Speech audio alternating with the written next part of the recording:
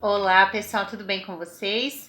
Hoje então vamos fazer aí uma retomada da questão da fisiologia do sistema digestivo. O que significa fisiologia? A fisiologia é o estudo do funcionamento do organismo, das suas funções. É como os órgãos se comportam, quais são as funções de cada sistema.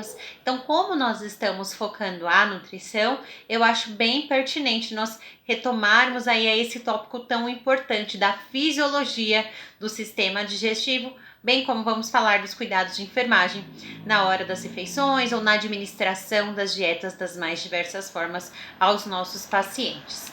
Tudo bem? Pessoal, então vamos lá.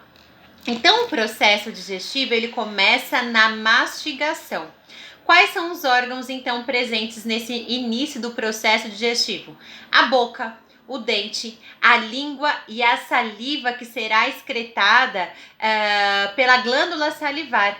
E essa saliva, ela conterá as enzimas, que são proteínas que atuam na quebra, na digestão de algumas substâncias, tais como os carboidratos. Por isso que quando a gente come algum carboidrato, tão cedo a gente já sente fome, porque a sua digestão já começa na boca.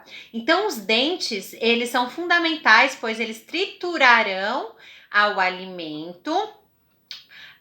O seu cérebro percebendo e o seu sistema digestivo percebendo a presença do alimento, libera a produção da saliva, que também vai ajudar a este processo, e essa saliva conterá essas enzimas que são essenciais para que a digestão já assim comece, tá?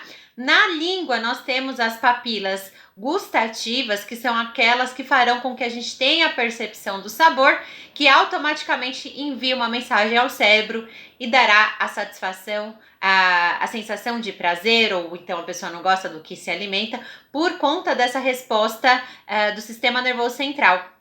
Então, a digestão ela já começa na boca ao mastigarmos o alimento. Sendo assim, a saliva será liberada e já começamos o processo digestivo, tá? Então vamos lá. O sistema digestório ou digestivo é construído por órgãos que permitem a condução do alimento ou bebida também, isso é muito importante a gente frisar, e ao longo do trajeto acontece a absorção dos nutrientes para que assim o organismo, como a gente já falou diversas vezes, para que assim o organismo funcione, tá? Então, eu coloquei aqui a definição de todos esses órgãos. Na boca, responsável por receber o alimento e diminuir o tamanho das partículas. Logo por isso, pessoal, vejam só, é tão importante uma mastigação eficaz. Uma vez em que as pessoas estão muito ansiosas, estão com muita pressa, elas não fazem esse processo inicial digestivo corretamente, né, da mastigação. Consecutivamente, essas partículas elas não serão devidamente metabolizadas e é justamente por isso que essas pessoas apresentam muitos problemas de caráter digestório, porque elas não fazem esse primeiro processo de forma eficaz, que é tão importante para que o alimento já seja triturado, que haja a mistura do alimento já com a saliva, as enzimas presentes na saliva já degradem, né, já quebrem os nutrientes. Então é super importante que essa mastigação ela seja feita de forma eficaz. Quando a pessoa tem algumas situações que dificultem a mastigação, tais como ausência de dentes, retração óssea, tá? Não tem a devida força para a mastigação, consecutivamente esse processo fica prejudicado e é isso que nós iremos perceber na enfermagem. E com isso se fazem necessárias muitas vezes as alternâncias na consistência da dieta, já que esse processo da mastigação ele é muito importante, já é o primeiro passo do processo do processo digestório, tá?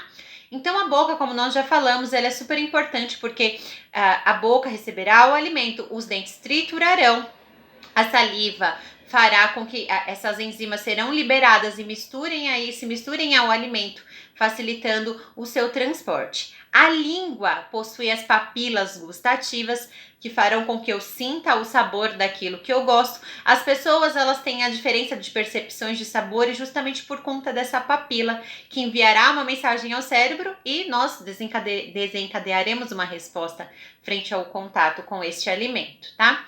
Então, A língua ela é bem importante nesse processo porque ela ajudará a esse alimento, né, já devidamente misturado com a saliva, já vamos conseguir empurrá-lo para o esôfago, conforme a professora deixou aqui na figura. A gente vai falando e vocês vão observando, tá? Esse esôfago, ele é como se fosse um tubo, né? Então esse tubo, ele faz algumas contrações para poder levar, vamos ver aqui, olhem só,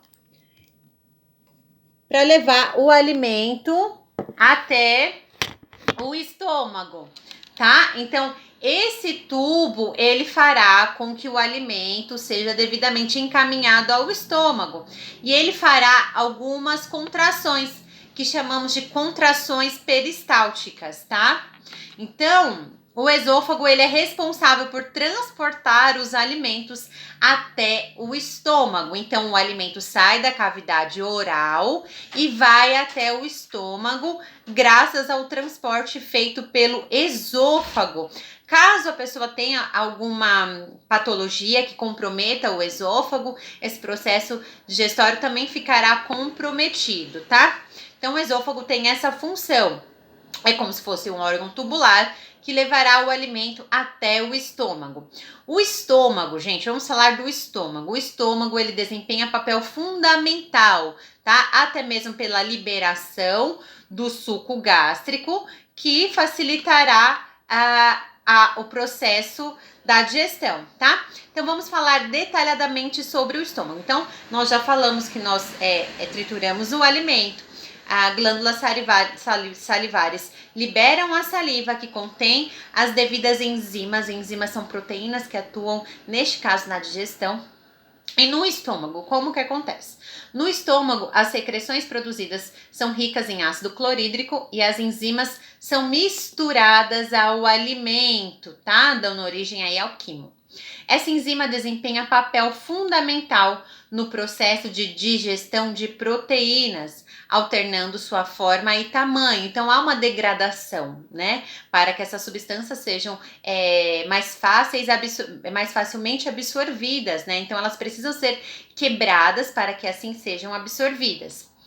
Além da produção da pepsina, há também uma produção menor da lipase. A lipase, né, está relacionada aí aos lipídios, que são o quê? Gorduras. Então, a lipase, ela é uma enzima que atua o quê? Na quebra, né, na metabolização desse tipo de alimento que contém lipídio, tá? As secreções gástricas, elas também são importantes para aumentar a disponibilidade e a absorção intestinal de vitamina B12, cálcio e ferro, tá? Então, o suco gástrico, ele fará com que esses nutrientes, vitamina B12, cálcio e ferro, sejam melhor absorvidos pelo intestino, o intestino delgado, tá? Após esse processo do estômago, o bolo alimentar é liberado em pequenas quantidades no intestino delgado e de acordo com as contrações no estômago, tá? No caso das refeições líquidas, o esvaziamento gástrico dura de torno de 1 ou 2 horas, tá bom?